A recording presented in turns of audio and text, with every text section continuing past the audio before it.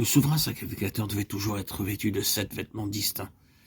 Tout d'abord, à même la peau, une merveilleuse robe blanche. Par-dessus cette robe blanche, une robe bleue avec des clochettes et des grenades brodées sur le bord, tout autour. Sur la robe bleue se portait le merveilleux éphod aux 5 couleurs. Par-dessus l'éphod, on revêtait le pectoral en pendentif sur la poitrine avec 12 pierres très précieuses. Par derrière ce pectoral se trouvaient ces 2 objets, le Urim et le Thummim, sur sa tête. Il y avait une tiare avec une lame d'or sur le devant en guise de diadème. Au moyen de ces 2 objets appelés Urim et Thummim, situés derrière le pectoral, le souverain sacrificateur pouvait entendre la voix de Dieu et répondre aux questions de ceux qui s'approchaient de lui pour connaître la volonté et le plan de Dieu. Jusqu'à nos jours, personne ne sait de quelle manière fonctionnaient ces 2 objets. L'Urim et le Thummim, c'était l'unique moyen dont disposaient les sacrificateurs pour découvrir et discerner la pensée et la volonté de Dieu. Maintenant, pour le croyant, le Seigneur Jésus lui-même est devenu cet Urim et ce Thummim. Envoie ta lumière et ta fidélité, qu'elle me guide, qu'elle me conduise à ta montagne sainte et à tes demeures. Psaume 43:3. En d'autres termes, fais sortir ta lumière et ta vérité, qu'elle me conduise et m'amène à ta sainte colline, à ton tabernacle, à ton habitation. J'irai vers l'autel de Dieu, ma joie et mon allégresse, et je te célébrerai sur la harpe. Ô Dieu, mon Dieu. Psaume 43:4. Le Seigneur Jésus-Christ est mon Urim et mon Thummim. Il est ma lumière et ma vérité. Jésus leur parla de nouveau et dit, « Je suis la lumière du monde, celui qui me suit ne marchera pas dans les ténèbres, mais il aura la lumière de la vie. » Jean 8:12. Jésus lui dit, « Je suis le chemin, la vérité et la vie. Nul ne vit en Père que par moi. » Jean 14:6. Le Seigneur Jésus-Christ n'est pas seulement mon sauveur, mon rédempteur et mon souverain sacrificateur, mais en même temps mon Urim et mon Thummim. C'est avec son aide que je suis en mesure d'entendre la voix de Dieu. Et ainsi, j'ai ma participation et mon rôle à jouer dans la construction de son tabernacle céleste. En devenant moi-même une partie de cette habitation céleste, je puis alors y contempler la gloire de Dieu.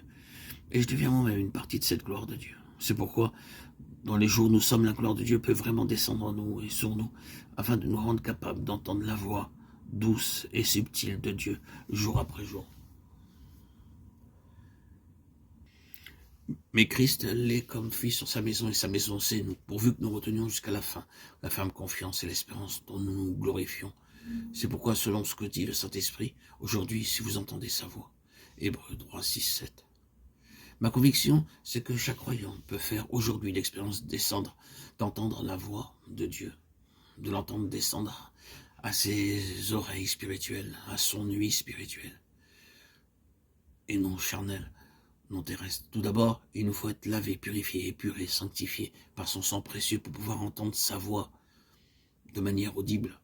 C'est pour cette raison que le Seigneur Jésus avait dit à Marie, ne me touche pas, il lui fallait d'abord monter au ciel en tant que souverain sacrificateur, afin de nous laver par son précieux sang.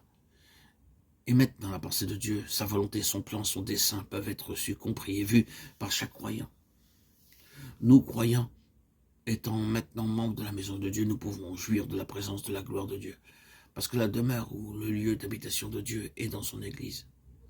La plénitude de Dieu se trouve uniquement dans son Église. Il a tout mis sous ses pieds, et il l'a donné pour chef suprême à l'Église, qui est son corps. La plénitude de celui qui remplit tout en tous, Éphésiens 1:22-23. En lui, tout l'édifice bien coordonné s'élève pour être un temple saint dans le Seigneur. En lui, vous êtes aussi édifiés pour être une habitation de Dieu en esprit, Éphésiens 2:21-22. Afin que les dominations et les autorités dans les lieux célestes connaissent aujourd'hui par l'Église la sagesse infiniment variée de Dieu, en sorte que Christ habite dans vos cœurs par la foi, afin qu'étant enracinés et fondés dans l'amour, vous puissiez comprendre avec tous les saints quelle est la largeur, la longueur, la profondeur et la hauteur. À lui soit la gloire dans l'Église, en Jésus-Christ, dans toutes les générations, au siècle des siècles. Amen. Éphésiens 3:10-17-18-21.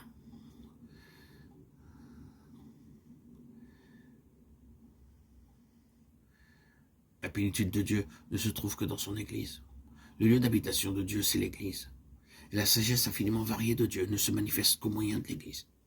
La plénitude de l'amour de Dieu est contenue et ne peut être vue que dans son Église, et elle est manifestée à travers elle. La gloire de Dieu dans sa plénitude et pour l'éternité se manifeste dans l'Église. En vue de tout cela, nous devons apprendre à entendre la voix de Dieu. Et en entendant la voix de Dieu, nous avons notre part dans la maison de Dieu. Cette maison, cette église est appelée à manifester, à déployer la gloire de Dieu. Chacun de nous peut avoir sa part dans cette église, en jouissant de sa paix parfaite et en étant soumis à sa seigneurie, à sa royauté.